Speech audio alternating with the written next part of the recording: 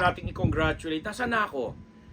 Ang mga nanalo lamang sa katatapos na Luna Awards. Alam mo ba itong Luna na minsan, sometime in the past, na marami rin tayong nagawang mga racket dito pag awards night. Ito po yung dating Film Academy of the Philippines or FAP na ginawa na lang Luna, di ba? Kasi nga parang inspire sila dun sa FAMAS na Film Academy of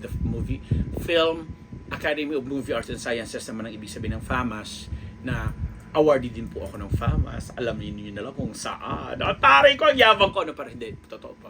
Tapos, yung Luna Awards nga, nag-take off doon, yung Film Academy, kasi ito yung grupo ng mga, wag mo nang kunin yan, ng mga guild, Actors Guild.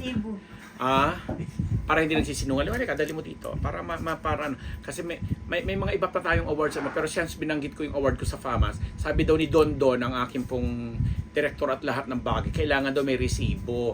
Para naman doon sa mga at least, di ba, pinagmamalaki ko yan. Ako po yan, ambet na abuso. Di ba? Nakikita nyo? Chot. Parang nakatanggap na rin ako ng Oscar. So anyway, maraming salamat. Itabi mo yan dyan. Anyway, gusto natin papurihan kasi nga, di ba, nung nakaraan binati natin si Nadine Lustre na sa ikalawang pagkakataon ay nanalo ng Best Actress sa FAMAS at napalaban uli siya dito sa Luna Awards, although this time pinabura ng mga komite, mga nag-screen or mga nag-judge na ang Best Actress ay ibigay kay Heaven Paralejo para naman sa movie niya nung nakaraang entry sa Metro Manila Film Festival na Nananahimik ang Gabi. Di ba, nakasama niya dun si Ian Veneracion na napakagaling din. Nagulat ako na si Ian Veneracion pala may tinatagong galing. Nanalo rin siyang Best Actor dun sa MMFF. Pero sa Luna, ang natinanghal na Best Actor naman ay itong si Noel Trinidad.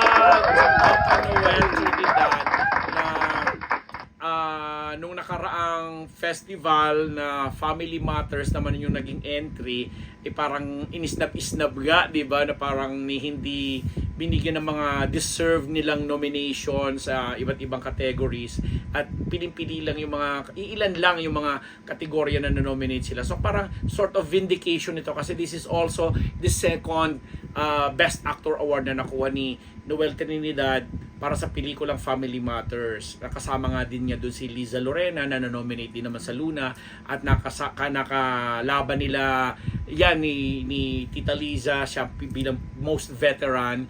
Ito nga si Heaven na siyang eventual winner. Of course, si Nadine, si Bel Mariano, di ba? Na mga nakasabayan, but yun na nga.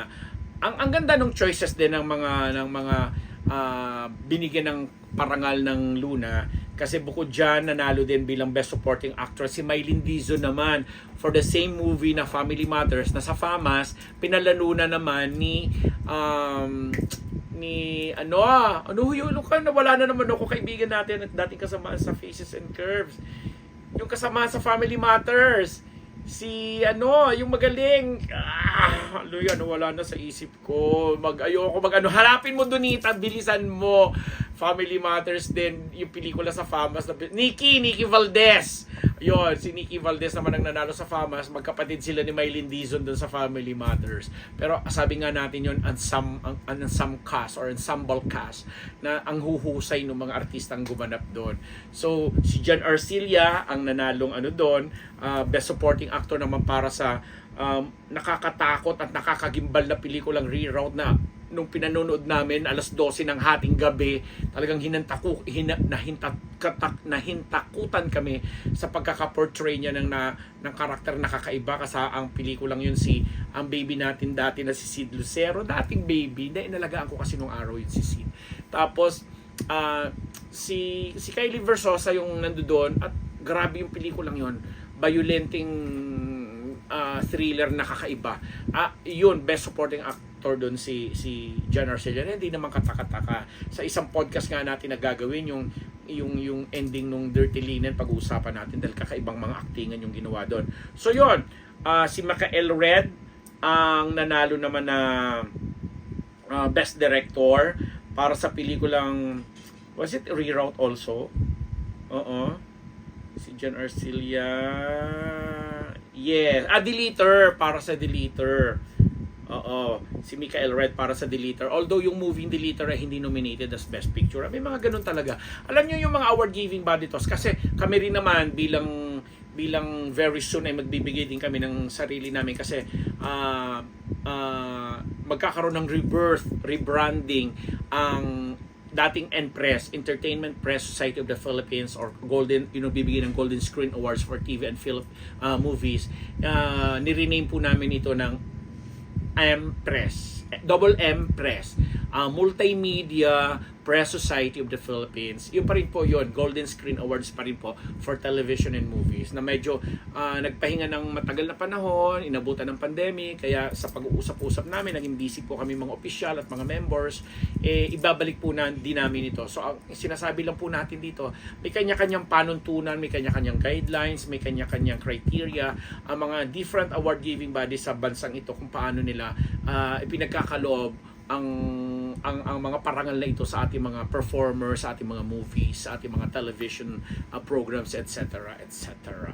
Diba? So dito sa Luna, sabi nga natin, hindi man na-nominate yung movie Deleter ni Michael Red for Best Picture. Siya naman ang nanalong Best Director, di ba? And nasa pa ba?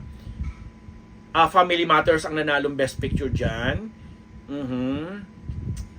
And then naging special awardee si Leo Martinez dahil binigyan siya ng Fernando Poe Jr. Lifetime Achievement Award.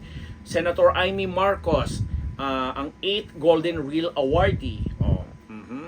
Multi-awarded cinematographer Conrado Baltazar, posthumous awardee ng Lamberto Avellana Memorial Award, at National Artist for Film and Broadcast Arts na si Kuya Ricky Lee na binigyan naman ng Manuel de Leon Achievement Award. O yun.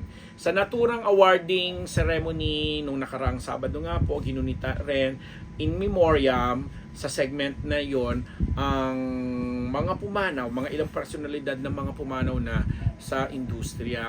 Kabilang nga po dyan sina Tito Robert Arevalo, sina marami pang iba na maalam na sa taong ito. Diba? So congratulations, Heaven.